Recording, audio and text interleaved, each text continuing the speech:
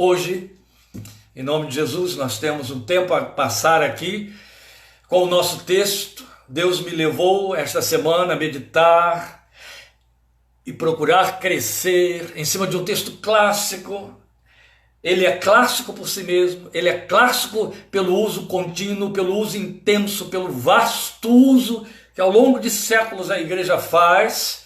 É evidente que toda a palavra de Deus é clássica, toda a Bíblia, mas há aqueles textos que são os textos para onde todos correm, muitas vezes e de muitas maneiras, e este texto que eu estarei lendo é um desses, e na minha vida em particular, ele tem um lugar todo especial, ele tem um lugar marcante demais. Quem leu aí o livro Faça-se Luz, vai ver o registro dele lá, e como eu menciono, uma experiência marcante. Então, para que a gente hoje se ocupe com o texto de Jeremias, capítulo 18, você já pode ir aí abrindo a sua Bíblia, Jeremias 18, de 1 a 6, o texto clássico da profecia de Jeremias, onde hoje nós vamos ter uma abordagem que Deus colocou em nosso coração, nos traz de volta a Ele, e ainda que a abordagem fosse também clássica, ou seja, a repetição ao longo do tempo do mesmo texto, de uma mesma ênfase, é da soberania e da necessidade de Deus,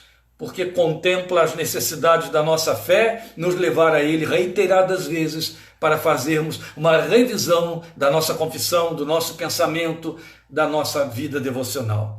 Então eu convido você, meu querido, minha querida, nesse momento, a abrir sua Bíblia em Jeremias, capítulo 18, nós leremos os versículos 1 a 6, os que já estiveram aí visitando a página, viram o tema, Ele faz de novo. E você sabe que é disso que trata a história de Jeremias na casa do oleiro. Então vou ler o texto aqui na minha versão, logo de imediato abordar o texto para que possamos ganhar tempo, sintetizar bem o tempo, e em seguida, ou lá para o término, nós estaremos fazendo o fechamento como é devido. Então Jeremias, capítulo 18, para os que estão acabando de entrar aí, versículos 1 a 6, para pensarmos neste tema, Ele faz de novo. Estarei lendo agora. Esta é a palavra que veio a Jeremias da parte do Senhor. Vá à casa do oleiro, e ali você ouvirá a minha mensagem. Então fui à casa do oleiro e o vi trabalhando com a roda. Mas o vaso de barro que ele estava formando estragou-se em suas mãos. E ele o refez, moldando outro vaso de acordo com a sua vontade. Então o Senhor dirigiu-me a palavra: ó comunidade de Israel, será que eu não posso agir com vocês como fez o oleiro? Pergunta o Senhor. Como barro nas mãos do oleiro, assim são vocês nas minhas mãos, ó comunidade de Israel. Há uma outra forma de nós lermos esta colocação feita por Deus, esta fraseologia. Nós poderíamos começá-la de trás para frente, e você vai ver que ela faz muito mais sentido dentro da soberania de Deus, onde ele estaria dizendo: vocês são como o vaso, como o barro nas mãos do oleiro. Vocês são nas minhas mãos como o barro na mão do oleiro. Logo, eu posso fazer do barro como eu bem entender fazer. E aí você diria: então perdeu a pergunta? Perdeu o sentido de questionamento? Não. É que no questionamento Deus está fazendo um confronto. Ele não está pedindo consentimento. Como em primeiro plano, via de regra, assim tem sido entendido e pregado, é o que se deduz da leitura do texto. Mas você há de convir que um Deus soberano, e Paulo trabalhando com essa metáfora do vaso, na mão do oleiro do barro, em Romanos capítulo 9, deixa muito claro a ênfase que ele dá ali, a soberania, soberania, soberania irresistível. Logo, não se encaixaria um soberano pedir consentimento para fazer a realização da sua vontade, que o próprio livro de Romanos, de que Paulo se serviu no capítulo 9 para usar essa metáfora, agora no capítulo 12, anuncia para nós que a vontade de Deus é boa, perfeita e agradável. Minimamente dizendo, Ele sabe o que é melhor para nós. Então este texto clássico de Jeremias, ele foi sempre inspirador de incontáveis números de sermões e livros. E ele é rico em toda a sua extensão. A via de regra, ele é lido e aplicado até o verso 6. Geralmente também o verso 6. Mas nós vamos reduzir a nossa aplicação dele até o verso 4, porque o nosso propósito é extrair dele um tema que fundamenta, que é importante para a edificação da nossa fé em Cristo. E aí você tem que se aperceber disso. Então nós poderíamos pensar nos aplicativos possíveis da linha que mostra o oleiro entregue à sua obra. Não estou dizendo que vamos fazer isso, mas é um ponto a ressaltar aqui, também de importância, de significado muito importante. Jeremias entra na casa do oleiro e a primeira coisa que ele percebe é que o oleiro está entregue à obra da sua mão. Esta é uma percepção que talvez na hora de registrar a profecia que ele mencionou, porque ela voltou à sua memória, dadas algumas particularidades que veremos ali. Mas eu não vou parar em cima disso, porque não é o que se pretende nesse momento. Pretendo apenas salientar o que, além disso, o profeta viu na olaria e no trabalho do oleiro, para o que também Deus chamou sua atenção. Mas pontuo para você, e você deve gravar isso aí, especialmente quando você retornar a esse texto de Jeremias 18, você deve gravar esse ponto muito importante de que Jeremias, a primeira coisa que percebeu é que o oleiro estava entregue à obra de suas mãos. Isso é muito bonito, porque Deus faz uso dessa coreografia ou desta mensagem audiovisual para o profeta, para nos comunicar que ele se coloca nesse lugar do oleiro e nos vê como barro nas suas mãos. Então, muitas vezes, na forma de se comunicar com o povo de Israel, Deus se serviu de imagens simbólicas para comunicar uma palavra profética. E geralmente usando o próprio instrumento, o próprio profeta como sinal da palavra. Isso aconteceu muito com Isaías, com Ezequiel, Isaías, Ezequiel, e também aí com Jeremias, e não foram os únicos não. Mas aqui, especialmente Ezequiel. Mas aqui o sinal era um oleiro em sua oficina de trabalho. Não era o profeta, não era Jeremias que era o sinal. O oleiro era o sinal. E esse cenário continha a mensagem que o profeta teria de ouvir. Então eu chamo a sua atenção para esse trocadilho que Deus faz. É um trocadilho divino. Jeremias entraria na olaria para ouvir uma mensagem. Presta atenção nisso. Deus não disse a Jeremias: Jeremias, você vai entrar lá e do que você vir, deduza a mensagem, ou leia a mensagem, ou perceba a mensagem, interprete uma mensagem. Não, Deus foi claro para ele. Você vai entrar na casa do oleiro e ali você vai ouvir a minha mensagem. Então ele entraria para ouvir. Qualquer de nós se prepararia para deparar-se com um outro profeta naquele ambiente, não é isso? Um mensageiro verbalizando um discurso divino. Israel estava muito acostumado com isso. Não era necessário haver um profeta estabelecido, reconhecido como tal. Deus se servia de quem ele queria para comunicar o recado, especialmente na ausência de um profeta por perto, ou se o profeta que precisasse ouvir a mensagem. Vamos lembrar que Deus se serviu até de uma mula para falar com o profeta. E foi o caso de Balaão, não é? Então, Jeremias com certeza entrou, eu imagino, entrou naquela olaria, acreditando que lá dentro encontraria um profeta. Como ele não viu ninguém, viu o oleiro, também deduz o que Jeremias pensou. Esse oleiro tem uma mensagem profética para mim, para o povo de Israel, que eu transmitirei, eu vou ficar aqui aguardando ele então me transmitir essa mensagem. Eu penso que mais ou menos aconteceu por aí. No entanto, ele entra ali e nada acontece. Se houve algum som que Jeremias ouviu, era o da roda do oleiro e do atrito da mão do oleiro na massa de barro enquanto ele estava moldando o seu vaso, um vaso. E Deus esperou que ele observasse tudo em seus detalhes pormenorizados. E o profeta fez isso. Viu que o oleiro estava tão ocupado, daí ele ter escrito, entregue a obra de suas mãos, que provavelmente nem se apercebeu dele por ali. E viu que ele estava moldando um vaso, inevitável. E se surpreendeu quando a tarefa foi bruscamente interrompida porque a peça se deformou ainda nas mãos do artesão. E Jeremias continuou silenciosamente esperando a mensagem que lhe seria entregue. Eu imagino que ele pensou assim: estamos só nós dois aqui, e certamente agora que o seu trabalho se perdeu, esse homem vai se virar para mim e me dizer o que Deus me mandou vir aqui. Ou vai se virar para mim e Deus vai usá-lo para me dar o tal recado que eu vim buscar aqui, que Deus disse que eu viesse buscar aqui. Mas não aconteceu nada disso. Ainda sem se voltar Sem cessar o que fazia, talvez sem se dar conta da presença de Jeremias, o oleiro tomou a massa disforme do vaso e com ela foi refazendo o vaso, dando um novo formato sobre o tipo anterior, até que o terminou por completo. E aí, para a surpresa do profeta, ele ouve a voz divina ali, no pé do seu ouvido ou dentro do seu coração. Será que eu não posso agir com vocês como fez o oleiro? Pergunta o Senhor. Como barro nas mãos do oleiro, assim são vocês nas minhas mãos. E aí Jeremias entendeu a mensagem que tinha agora no coração e nas mãos, que era um recado para a comunidade do povo de Deus. Isso ficou lá no passado? Acabei de mostrar para você que não. A palavra profética de Jeremias 18 não só não ficou no passado, porque Paulo se serviu dela quase 700 anos depois, 500 e alguma coisa, 5 séculos depois, em Romanos capítulos 9, 10, vai até o 11, trabalhando com isso aí, como nos alcança hoje.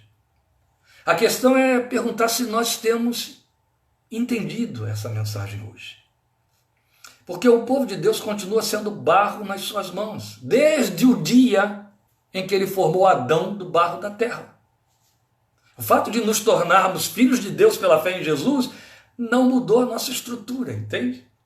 Tanto é que essa estrutura de barro, que Paulo chama de casa terrena, terá de ser desfeita. A única promessa de redenção é para o dia da ressurreição, o nosso corpo redimido pela ressurreição. Mas enquanto isso, ele é uma morada de barro. A nossa estrutura é barro, pó da terra.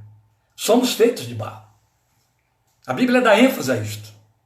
A Bíblia diz no Salmo 103 que a nossa estrutura é pó. Ela diz em 2 Coríntios capítulo 6 que somos vasos de barro para que o poder de Deus seja excelente através de nós e só o poder de Deus. Deus estava comunicando verdades que precisavam ser fixadas nas mentes com tanta eloquência que requeriam um audiovisual.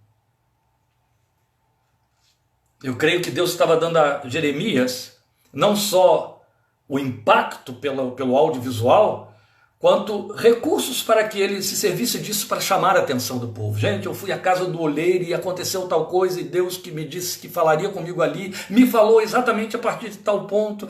Isso impactaria, isso provocaria entendimento mais amplo da mensagem que Deus queria comunicar. Então, ele se cercou, o Senhor se cercou de meios para que nada se perdesse da mensagem que ele entendia ser muito importante e significativa.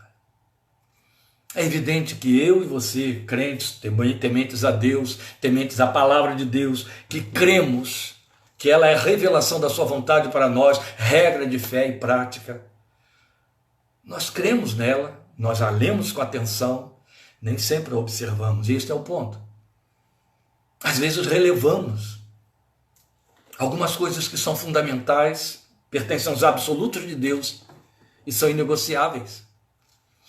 E aí Deus se serve de situações para fixar a nossa atenção, ou chamar a nossa atenção para a verdade que está sendo desconsiderada ou considerada com menos-valia. Então não bastava Jeremias chegar e dizer ao povo que Deus avisava que podia fazer com ele como faz um oleiro com o barro em suas mãos. Era necessário que Jeremias visse a palavra sendo montada para que a anunciasse com essas cores vivas do efeito que as imagens produziram no seu ser, impactando ele inteiro. E até onde tais verdades nos alcançam hoje? Primeiramente, é importante lembrar que Deus continua sendo o mesmo Deus dos dias de Jeremias. Ele não mudou. Ali, naqueles dias, ele disse: vocês são o barro e eu sou o oleiro. Então ele continua sendo o oleiro. E essa função de oleiro, ela adquire características mais intensas quando nasce um ser humano. Aí se cumpre de forma plenamente literal, a despeito de toda a ciência genética, a palavra de Efésios 2:10. Somos feitura dele, ou seja, confecção de mãos, trabalho de artesão, criados em Cristo Jesus para as boas obras que ele preparou de antemão ou desde os dias da eternidade. Ele continua sendo o mesmo Deus. O mesmo Deus no propósito, o mesmo Deus na maneira de agir. Aquele que lapida, aquele que forma, aquele que constrói. Eu sei que nós não temos aquele tempo que hoje nem as pessoas se permitem na igreja, né? Assim, você já percebeu que uma das coisas mais curtas que se faz nos cultos hoje é a pregação? E as pessoas gastam muito pouco tempo com a palavra. Não quero entender isso aí, não. Mas mesmo assim, em alguns lugares, especialmente quando eu estou lá, que eu abuso muito do tempo, a gente se detém, procura fortalecer a fixação. Eu não quero estar aí com uma mensagem no Facebook, depois no YouTube, extrapolando um tempo imenso, mas eu gostaria tanto de, neste momento, dizer isso para você. Vamos parar aqui um pouquinho. Vamos introjetar o que acabamos de ouvir e deixar isso trabalhando dentro de nós. Que Deus continua sendo o mesmo construtor. Continua construindo. Continua dando forma. Depois também é importante considerar o indiscutível fato de que continuamos a ser esse elemento da terra. Sim, Deus continua sendo o oleiro e nós continuamos sendo barro. Mesmo constituídos desses mesmos elementos, como eu acabei de dizer. O corpo não foi redimido na conversão. Continuamos sendo matéria-prima de nossa estrutura biológica, barro. Em todas as suas implicações, que vão desde a configuração da nossa fragilidade, da nossa pequenez, daí barro, da nossa pouca importância, até a consciência de que somos veículos feitos para serem úteis, servirem a alguém. Ainda há poucos minutos aqui, antes de começarmos este culto, estávamos numa roda dentro de casa, discutindo esta questão de que nós, o ser humano, foi chamado para uma vida simples. Está lá no Salmo 122, pregamos há algum tempo aí, volte lá, se você quiser, vá no YouTube, a alma no colo.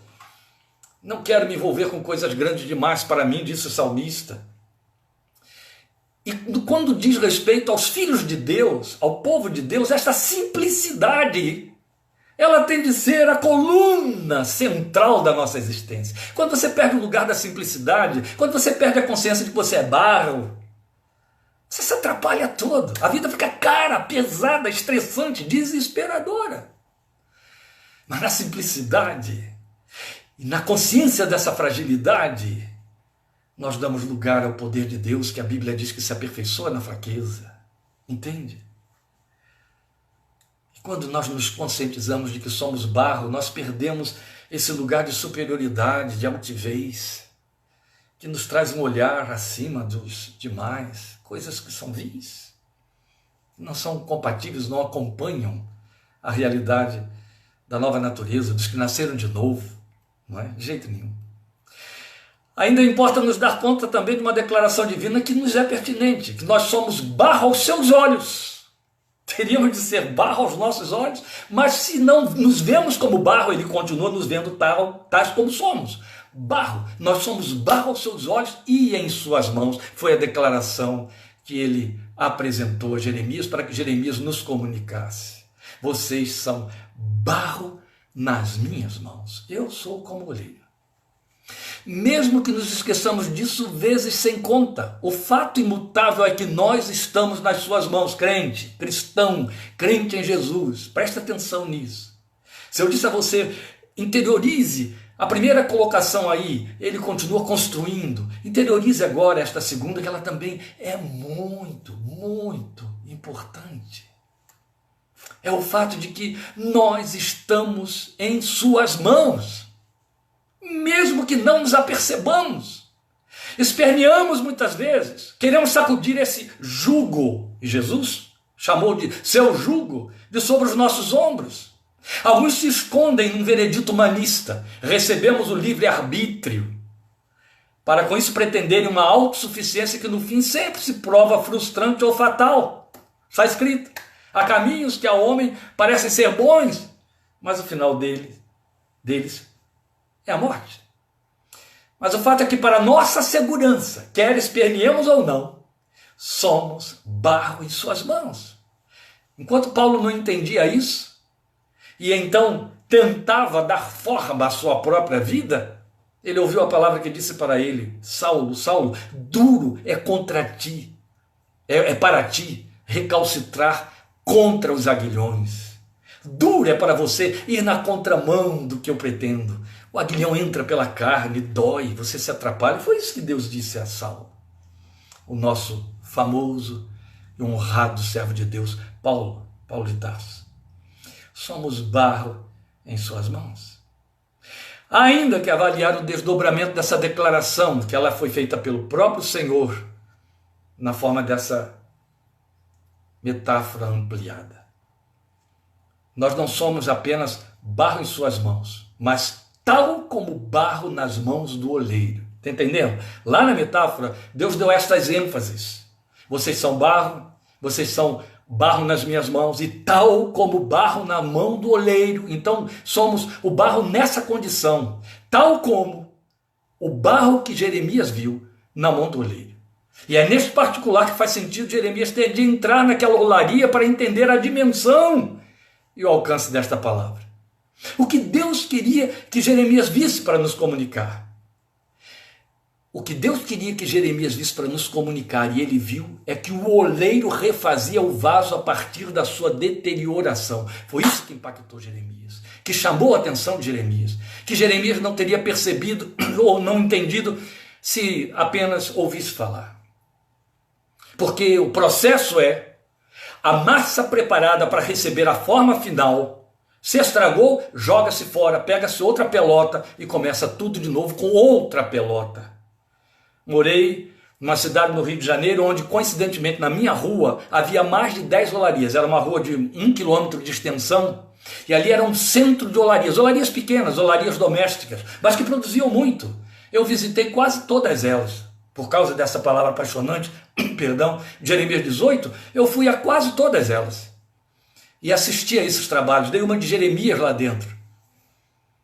E uma coisa que até conversei, questionei, procurei me informar, curioso pela técnica, com um oleiro que era bem jovem ainda. Eu perguntei a ele: e o que é que você faz com a pelota? Trabalho com ela, eles chamam de pelota, aquela montoeira de barro disforme, que tem até capim. A gente bate, limpa, peneira, limpa, bate de novo, amassa, torna a bater, corta, quebra, torna a bater, até que assuma uma contextura que dá, liga para você levar para a roda e começar a dar forma. Mas às vezes escapa alguma coisa, uma pedra, algo que estava lá dentro e não percebemos, e ela surge na hora indevida e deforma a peça, assim que chama, deforma a peça. Aí não tem jeito, está estragado, é jogar fora, pegar outra pelota e começar de novo. Oh, era isso que Jeremias estava acostumado, que ele sabia que fazia parte daquela profissão lá, mas não foi isso que ele viu naquela olaria em questão. E era o que Deus queria que ele visse, que o oleiro refazia o vaso a partir da sua deterioração. Não o abandonava, não esquecia dele, não dizia: chega, não deu certo, vou começar com outro. Podemos parar outra vez? Vou te dar esse tempinho aí. É bom. Amém?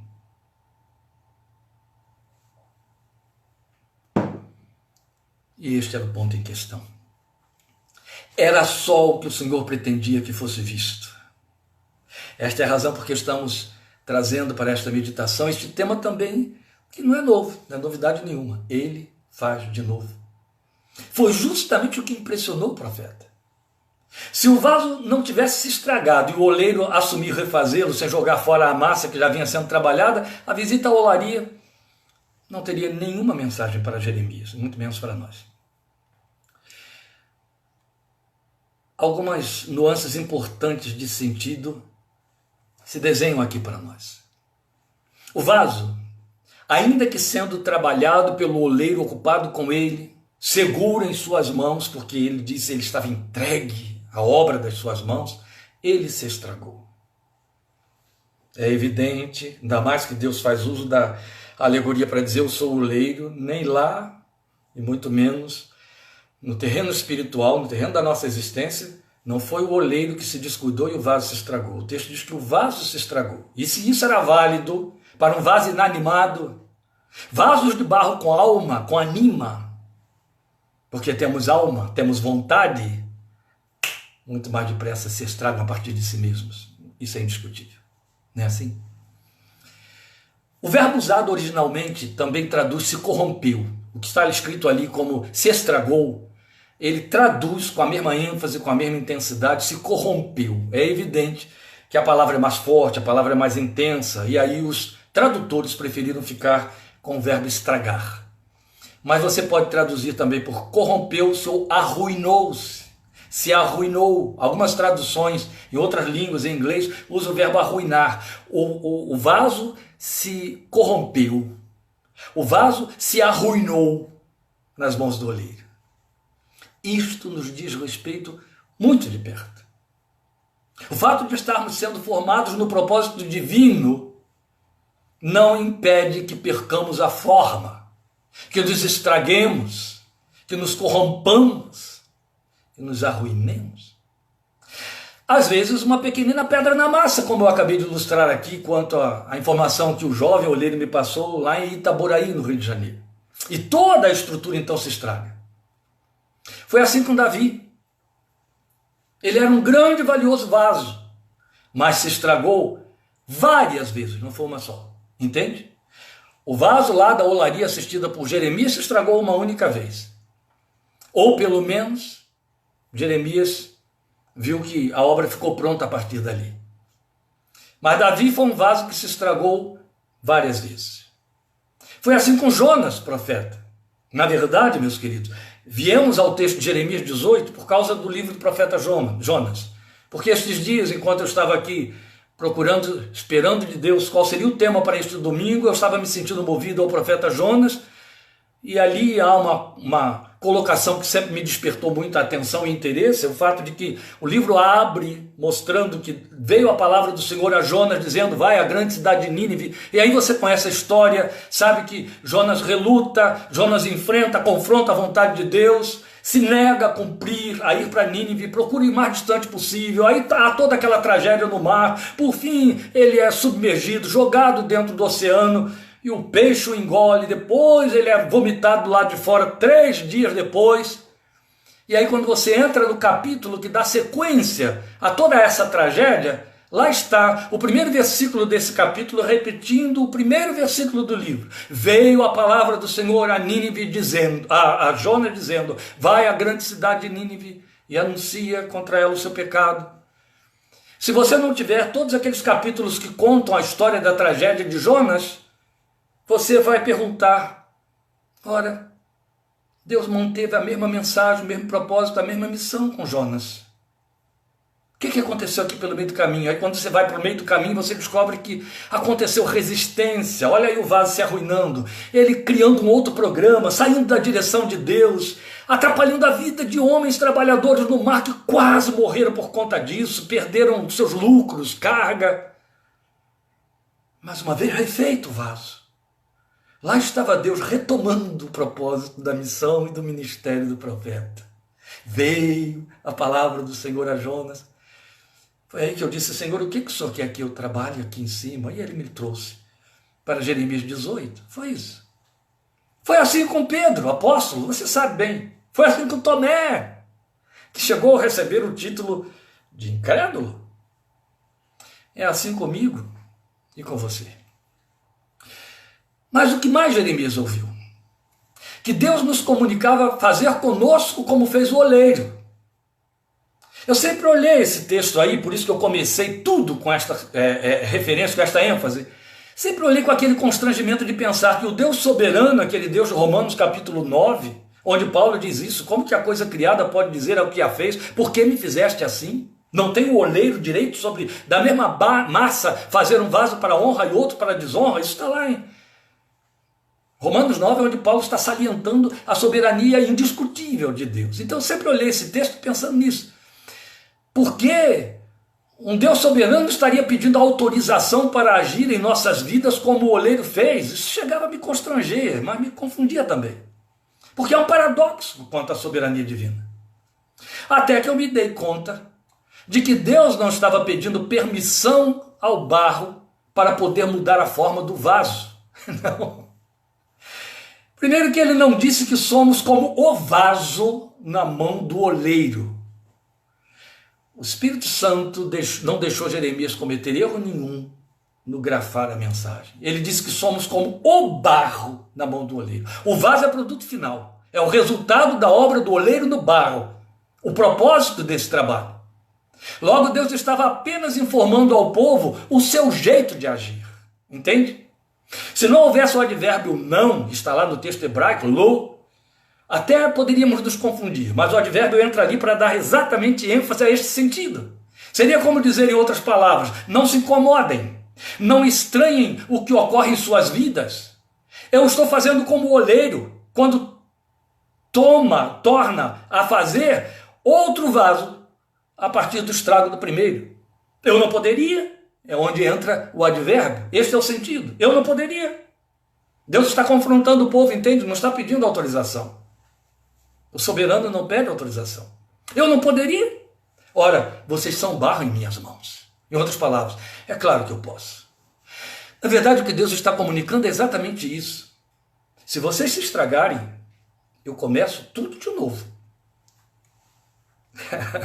Isso é segurança para mim e você, porque a gente se estraga. E ele não desiste. Ele refaz sempre. Ele refaz sempre. É aqui que nós temos a magna lição da mensagem profética. Deus refaz sempre. Glória ao seu nome. Porque ele não remenda. Esse é outro ponto a considerar aqui. Ele refez, não desistiu quando o vaso Davi se estragou. Ele refez Jonas. Ele refez Pedro. Ele refez Tomé. Ele refez Jacó. Lembram?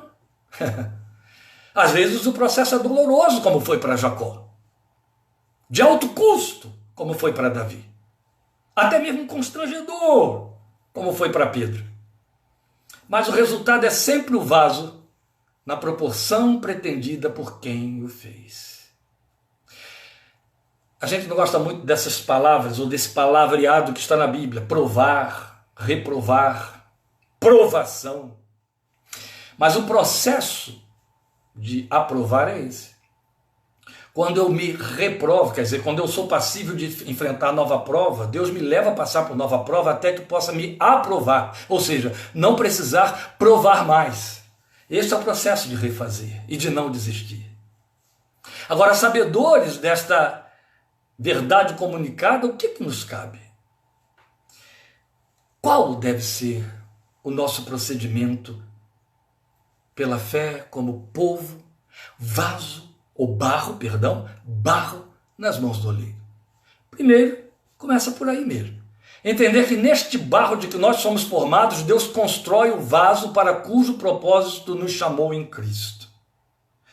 Grava isso, meu querido.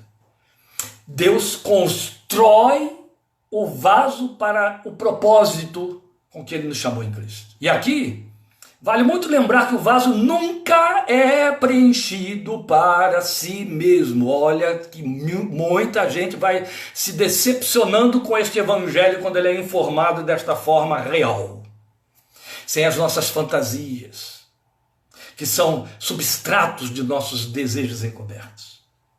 A verdade é que o vaso nunca é preenchido para si mesmo, mas ele é preenchido por coisas de fora a favor de outros.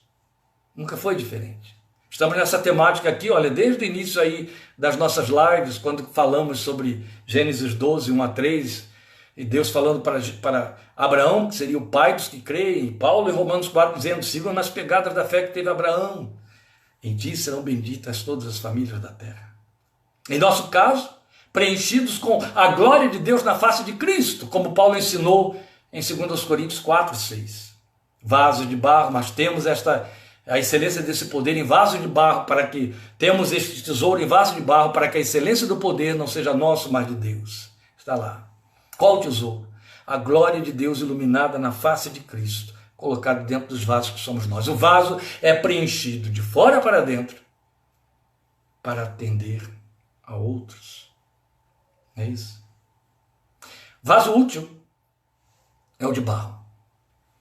Em segundo lugar, a outra verdade que precisamos absorver e nos manter dela conscientes.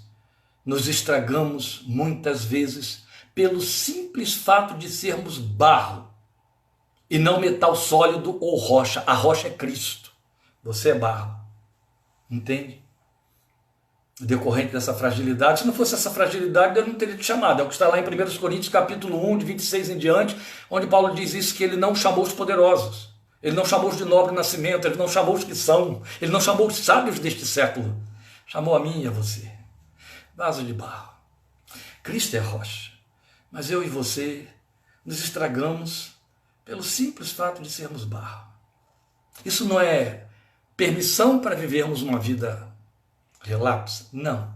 Isto é consciência de fragilidade, consciência para não nos frustrarmos com a pretensão de que estamos superados, superáveis, invictos, porque somos crentes, porque temos fé, balelas. Isso não procede da verdade. Em terceiro lugar, que de igual forma, Deus toma seu cargo reconstruir em nós o que se deteriora, ou a partir do momento em que nos deterioramos, melhor dizendo.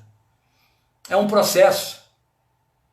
E isso muitas vezes faz com que a gente volte ao ponto de partida nele. E é aí que a gente fica confuso e não entende. E é nesta hora que de novo temos que trazer ao nosso coração para conforto a palavra de Romanos 12, 1 e 2, que mostra que a sua vontade é boa, agradável e perfeita. É bom esclarecer aqui que a palavra que precede essa experiência de Jeremias no capítulo 18 está no capítulo 17 do profeta, do livro do profeta. Quando Deus lá disse isso, que maldito o homem que confia no homem, mas bem-aventurado o homem que confia no Senhor e será como árvore plantada junto a ribeiros de águas, lembra? A qual dá o seu fruto na estação própria, mesmo em tempo de estio, em tempo de seca, não perde as suas folhas.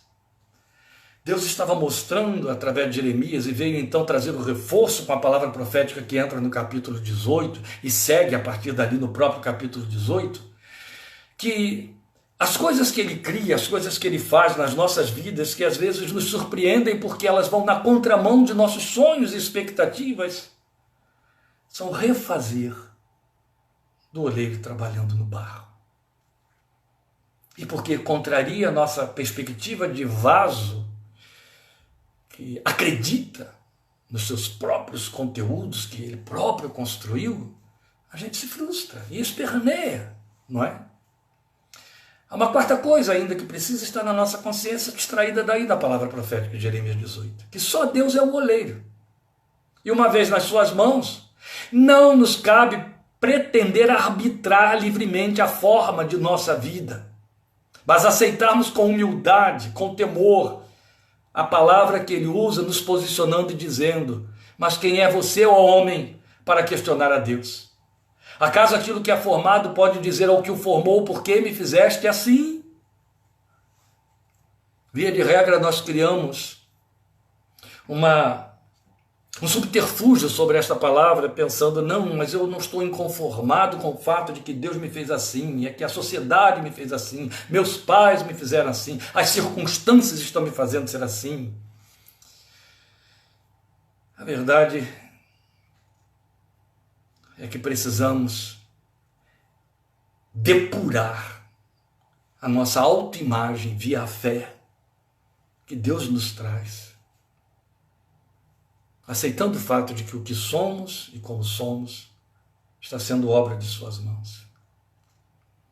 Deus não salta, Deus não faz um trabalho intermitente. Eu trabalho com este aqui eu não vou trabalhar com aquele outro ali, esse aqui sobrou. Não existe isso.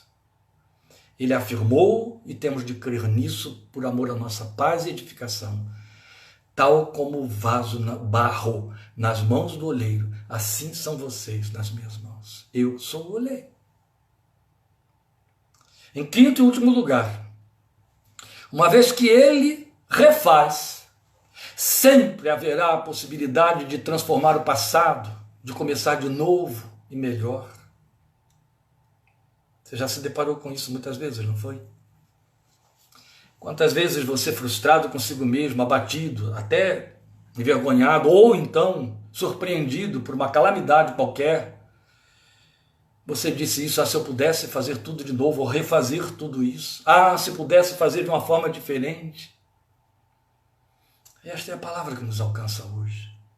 Ela vai no mesmo parâmetro da palavra que nos foi dita lá em segundo aos Coríntios 5,16, que nós somos nova criatura e as coisas velhas já passaram, tudo se fez novo. Porque Deus sempre faz de novo. Novos céus e nova terra são expressões da sua revelação. Nova criatura, novo homem, está em 1 Coríntios 15. Novo nascimento, João capítulo 3. Nova vida em Cristo, Efésios capítulo 4. Novo começo, sempre. Até que o vaso atinja o formato próprio ao Supremo de Deus. Entende? É por aí. Importa trazer ao coração a confiança na vontade de Deus, que já reiteradas vezes aqui estamos dizendo, é boa, agradável e perfeita. Lembrando que também ele disse em Jeremias 29:11, isso não muda quanto a nós. Ele nos assegurou ali, porque sou eu que conheço os planos que tenho para vocês, diz o Senhor, planos de fazê-los prosperar e não de causar dano. Planos para dar a vocês esperança e um futuro. É assim que está na minha versão. Nas versões mais antigas, esse mesmo texto de Jeremias 29:11 diz isto aí com outras palavras. Eu é que sei que pensamentos tenho a vosso respeito, pensamentos de paz e não de mal, para vos dar o fim que esperais. A minha versão usa planos no lugar de pensamentos. Planos que tenho para vocês. E no lugar de para lhes dar o fim que esperais, ela coloca para dar a vocês esperança e um futuro, que é tudo que gera as ansiedades e alimenta ansiedades em nosso coração. Então, disso conscientes, nós podemos adorar a Deus, adorar cantando. Há um cântico que só os veteranos aí poderiam me acompanhar, não vou cantar porque eu não sou cantor e vou poupar seus ouvidos por causa disso, mas fazia parte dos nossos momentos devocionais, aquele tempo em que se cantava com tanta significação, não é? Eu quero ser, nos cabe orar desse jeito, Senhor amado, como vaso nas mãos do oleiro, quebra minha vida e faz-a de novo. Eu quero ser um vaso novo. A única coisa que muda para a letra é que o quebra minha vida é eu me deformei. Quebra, faz outra vez. O quebrar é um verbo que funcionou mal aí, porque eu já tinha citado aqui algo que é importante. Por que o oleiro ainda, com o vaso na roda, o refaz? Ele faz a estrutura do vaso ser única, para que ela não tenha trincas, não tenha remendos, senão ele vai quebrar lá na frente, entende? Não vai resistir a pressões. Não quero abusar da alegoria porque eu já terminei a nossa meditação. Quero apenas dizer isso a você. Chegue diante dele e diga, quero ser esse barro nas tuas mãos. Pode refazer. Não quero espernear, é teu direito, mas em última palavra, o que eu quero lhe dizer é que você está sendo convidado à luz de Jeremias 18 a reconhecer o trabalho de Deus na sua vida. O fato de que ele vai refazer quantas vezes for necessário. Amém? Nós temos ainda um minutinho aí, eu convido você a orar à luz desta palavra. Senhor, nós não somos melhores do que Jeremias, do que Jonas, do que Pedro, do que Davi, do que Jacó, do que Tomé. Não. Se um Davi podia se estragar e o Senhor não desistia dele, e conhecemos bem as pedras que estragaram aquela massa, aquele vaso, que estava sendo formada, mas o Senhor continuou a trabalhar na vida de Davi, ainda que a um preço tão alto, mas formou o vaso que pretendeu e que ficou na história de Deus com os homens para sempre. Não foi diferente com Pedro. Hoje a gente pensa na memória de Pedro com reverência. Não foi diferente com Jonas. Se Jonas não tivesse sido refeito, a sua profecia não estaria registrada dentro da revelação da palavra de Deus. Não foi diferente com Tomé, porque senão ele não teria seguido entre os 12 para espalhar o evangelho por toda a terra. E não foi diferente com Jacó. Meu Deus, desde o seu caráter, quantas vezes Jacó se deformou? E o Senhor pacientemente foi lá e refez, foi lá e refez. A questão aqui, amado Pai, é que tu olhas para nós, tu pegas a massa, refazes e a gente não entende. E a gente chora, a gente grita, a gente diz, para, chega, cessa. E a gente diz, eu não quero desse jeito. E tu nos afirmas, mas vocês são como o barro na minha mão, assim como o barro na mão do oleiro que Jeremias viu. E eu refaço. Eu refaço porque eu não desisto, eu refaço porque eu tenho um propósito, eu refaço porque eu não tenho um propósito a partir do momento em que você me apresentou o teu desejo. Mas eu trouxe este propósito comigo desde os dias da eternidade, quando eu pensei em você. E no tempo da vida, eu te chamei à existência, porque sou aquele que chama à existência as coisas que não existem, como se já fossem. Eu te pensei nos dias da eternidade, porque nos dias da eternidade eu já te amava com amor eterno. E eu te sonhei para mim. E eu sonhei fazer de você o que o meu coração deseja dentro da tua geração, antes que o barro se dissolva na terra de novo, voltando ao pó como era. Oh, Espírito de Deus, nós te rogamos nesta tarde, perdoa o nosso espernear, nosso resistir. Só resistimos quando nós estamos satisfeitos com o que queremos, com o que fazemos, e descobrimos que tudo se frustrou, que tudo foi em vão, e a gente não quer admitir que o vaso se estragou. E a gente quer que o refazer signifique que tenha a sequência daquilo que vinha acontecendo antes e me satisfaça. Mas não é assim. A palavra que ouvimos, a palavra que comunicas conosco, nos afirma categoricamente: o oleiro tornou a fazer daquele barro outro vaso como bem lhe pareceu. Muda o que tem de ser mudado, que atenda ao teu propósito.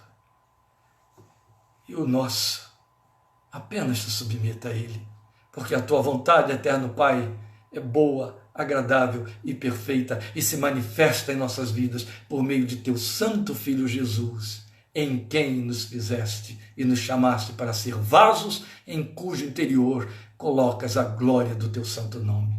A ti, louvor e honra, e a nossa submissão com temor e reverência, hoje e para sempre. Amém. Amém.